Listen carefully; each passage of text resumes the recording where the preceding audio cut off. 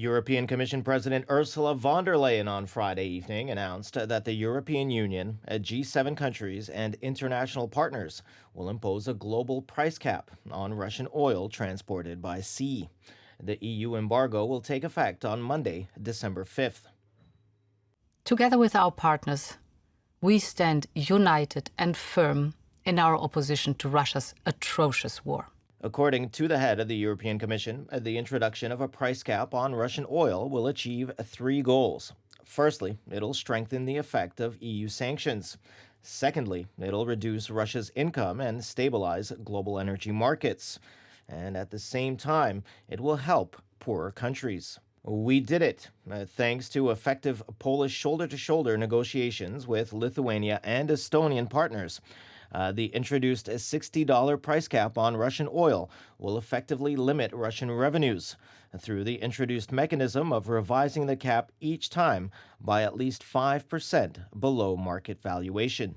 The cap will function as a ban on the provision of oil transportation services by sea, including insurance and financial services for crude purchased at a price above the set limit, the established $60 per barrel. Companies from the G7 countries, that is, the United States, Germany, and the United Kingdom, among others, control about 90% of the global marine transportation insurance market. According to the U.S. Treasury, this will guarantee compliance with the embargo. The decision to help squeeze Putin's finances harder and reduce the revenues from which he pays for his brutal invasion at a time when the Russian economy is already shrinking and its budget is increasingly stretched. A price cap on Russian oil will immediately hit Putin's most important source of revenue. Meanwhile, German Chancellor Olaf Scholz said during a panel discussion at the Berlin Security Conference that there's a willingness to engage in talks with the Kremlin on issues such as arms control and missile deployment, provided Putin stops trying to expand Russia's territory through invasions. Scholz would like to return to relations with Russia prior to the invasion of Ukraine. We have to go back to the agreements we had in the last decades, which were the basis of the peace and security order in Europe.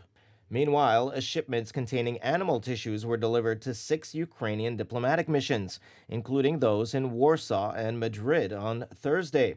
Their purpose is most likely to intimidate diplomats and embassy staff. My answer to those behind this is simple. It's pointless to try. Ukrainian diplomats should not be intimidated or violated.